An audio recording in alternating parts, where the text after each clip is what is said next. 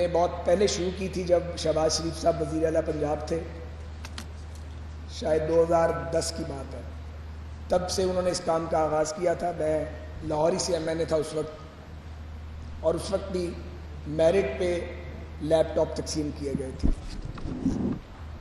اصل طاقت میرٹ کی ہے، اگر آپ پک اینڈ چوز کریں گے تو کوئی نظام نہیں چلے گا۔ تو مجھے خوشی ہے کہ میرٹ کے اس معیار کو ہمارے دور میں برقرار رکھا گیا۔ بیچ میں ایک وقفہ آ گیا تھا، تبدیلی کا وقفہ، جس میں لیپ ٹاپ آپ کو نہیں مل سکے۔ اب لیپ ٹاپ آپ کو دوبارہ ملنا شروع ہو گئے ہیں۔ میری دعا ہے کہ تعمیر و ترقی اور جدت کا یہ سفر آئندہ بھی جاری رہے۔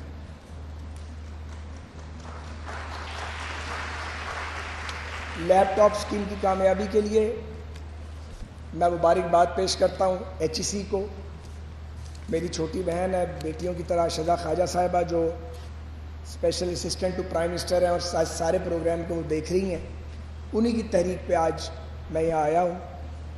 اس ہماری بیٹی اور بہن نے بھی بہت کام کیا ہے، اور جن لوگوں نے لیپ ٹاپ کی فراہمی کے لیے یہ اپنا رول پلے کیا، وہ سب مبارکباد کے مستحق ہیں۔ چھوٹا سا حصہ میرا بھی ہے، کیونکہ جب ان کو لفٹ کرنا تھا تو ایئر سپورٹ جو تھی وہ میرے ہی ڈپارٹمنٹ نے فراہم کی ہے۔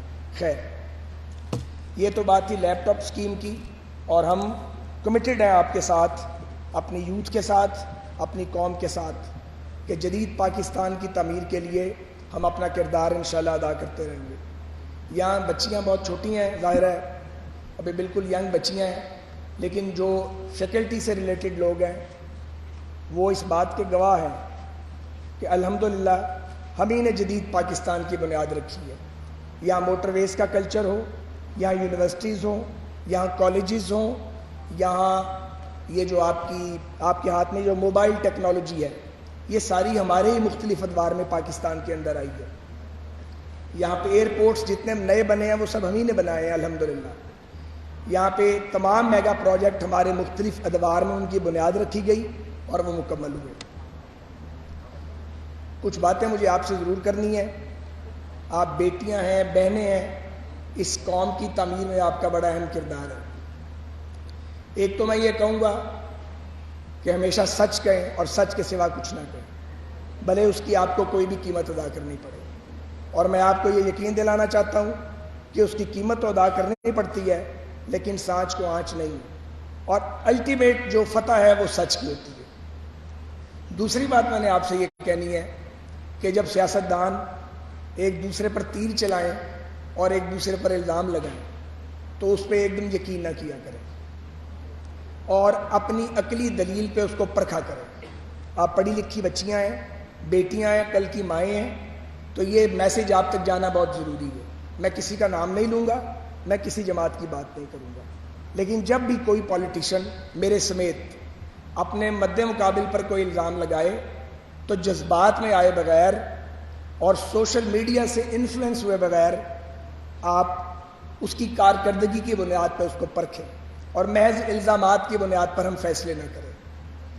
پاکستان نہایت مشکل دور سے گزر رہا ہے، بہت ہی بحرانی دور ہے جس میں سے ہم گزر رہے ہیں۔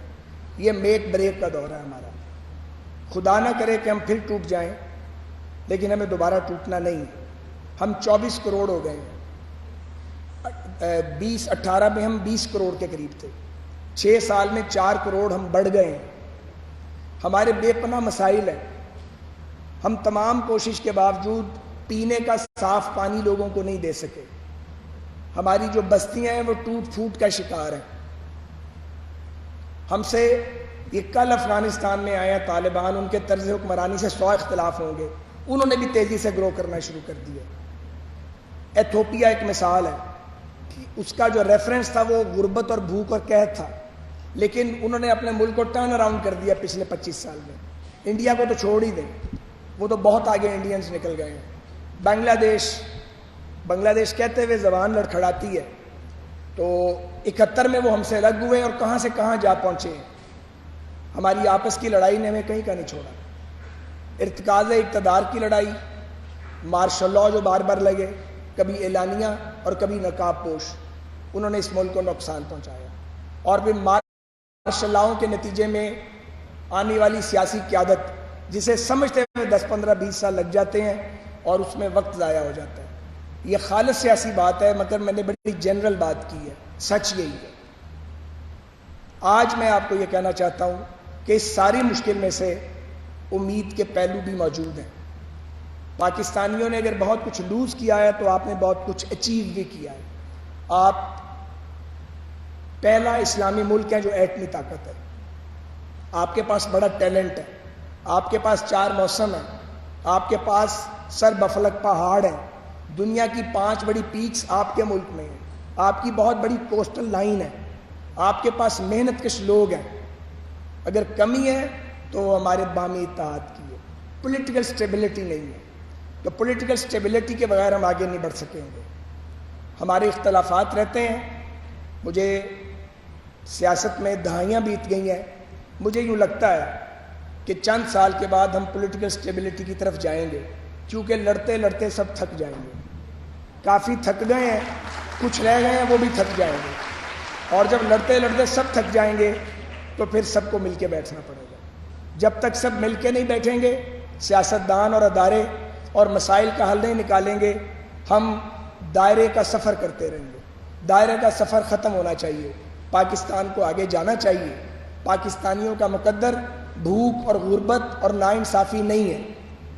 مجھے یہ کہنے میں کوئی عار نہیں ہے اور یہ تسلیم کرنے میں کہ پاکستان کے فیصلہ ساز، پاکستان کے پالیسی میکر اور پاکستان کے حکمران طبقات قوم کو انصاف نہیں دے سکے، اور مختلف موقعوں پہ انصاف کے نام پہ یا تو دھوکہ دیا گیا ہے یا انصاف دیا ہی نہیں گیا. لوگ حکومت میں آ جاتے ہیں وداؤٹ پریپریشن. انہیں معلوم ہی نہیں ہے کہ ادارے چلانے کا میکنزم کیا ہے اور ان کو کیسے آگے لے کے جانا ہے. بات بہت دیر تک ہو سکتی ہے لیکن اس کی ضرورت نہیں ہے. میں صرف آپ کو بیٹیوں اور بچیوں اور بہنوں یہ کہنا چاہتا ہوں کہ جب بھی فیصلہ کریں جذبات میں آ کے نہ کریں، سوچ سمجھ کے فیصلہ کریں. یہ ملک جو 27 رمضان کی شب کو بنا تھا، مجھے یقین ہے کہ اللہ کی مدد سے یہ ملک آگے جائے گا اور جو مشکلات ہم فیس کر رہے ہیں اس میں سے ہم نکلیں گے. ہم سب کو معلوم ہونا چاہیے کہ ہم دیوالیہ ہونے کی بالکل ایج پہ کھڑے تھے آ کے. اور یہ جو IMF کا پروگرام ہے جو خوشی کی بات نہیں ہے، مجبوری کی بات ہے. وقت آنا چاہیے کہ ہمیں IMF کے آگے ہاتھ نہ پھیلانے پڑے. میں ریلوے بھی میری ذمہ داری ہے اور ایویشن بھی، لیکن ایویشن کے وزیر کے طور پہ جو کچھ میں نے پچھلے 15 ماہ میں دیکھا ہے وہ بعض چیزیں ہیں جو قابل بیان نہیں ہیں. جب آپ کو پیسے مانگنے کے لیے دوسرے ملکوں میں جانا پڑتا ہے تو دل کرتا ہے کہ زمین پھٹ جائے اور ہم اس میں چلے جائیں، پیسے نہ مانگنے پڑیں. بڑا مشکل کام ہے، لیکن پیسے مانگنے ہم جاتے ہیں، اپنے سے 100 گنا چھوٹے ملکوں کے آگے جا کے ہاتھ پھیلاتے ہیں. یہ ہمارے حالات ہیں. پھر ہم کہتے ہیں کہ گرین پاسپورٹ کی عزت نہیں ہے. جب ہم پیسے مانگیں گے، خیرات مانگیں گے تو کون ہماری عزت کرے گا؟ مجھے بتائیے. تو یہ کانٹرڈکشنز ہیں ہماری قومی زندگی میں، ان کو دور کرنا ہے. اور ان کو دور کرنا پہلے تو سیاستدانوں کی ذمہ داری ہے، پھر پاکستان کے ریاستی اداروں کی ذمہ داری بھی ہے. اور یہ ذمہ داری آپ کے اساتذہ کی بھی ہے کہ یہ درسگاہ صرف ٹیکسٹ بک کے لیے نہیں ہے، یہ آپ کی ذہنی اور روحانی نشو و نما کی درسگاہ ہے. آپ کے اساتذہ کی بھی یہ ذمہ داری ہے کہ وہ آپ کو اس طریقے سے بلڈ اپ کریں کہ آپ جہاں رہیں میرٹ پر کام کریں، خرابی کا سامنا کریں اور ڈٹ جائیں اس کے سامنے. کوئی نقصان نہیں ہوتا. میں آپ کو بتا دوں، اگر آپ ڈٹے رہیں اپنی جگہ پہ، وقتی کی قیمت آپ ادا کرتے ہیں. میں نے بھی زندگی میں بہت قیمت ادا کی ہے، لیکن ہر مشکل سے آپ نکل ہی آتے ہیں. اگر مشکل آتی ہے تو اس کے بعد آسانی بھی آتی ہے. کل ایک بڑا خوفناک ریلوے کا حادثہ ہوا ہے جس میں 30 قیمتی جانیں ضائع ہوئی ہیں. یہ ہمارے کم وسائل کا شاخسانہ ہے. ہم اس کو انویسٹیگیٹ کر رہے ہیں، لیکن چونکہ میرے کچھ یہ ذمہ داری ہے، اب تو 2 دن باقی ہیں، اس کے بعد کیئر ٹیکرز آ جائیں گے. ہم اس کی انویسٹیگیشن کر رہے ہیں اور جو ذمہ دار ہوگا اس کو سزا ملے گی. لیکن اصل ذمہ داری یہ ہے کہ ہمارے پاس ریسورسز نہیں ہیں، ہم چیزوں کو مینٹین نہیں کر پا رہے ہیں، ہمارے مسائل ہیں. اور میں اس فورم پہ آپ کو یہ بتانا چاہتا ہوں کہ چائنیز کے ساتھ ML1 جو لاہور سے کراچی تک جاتی ہے اور آپ کی مین لائن ہے ریلویز کی، اس کا ہمارا فیصلہ ہو گیا ہے. فیصلہ تو ہم 2018 میں کر گئے تھے، پیچھے ہوا ہی کچھ نہیں اور سب کچھ ڈیپ فریزر میں چلا گیا.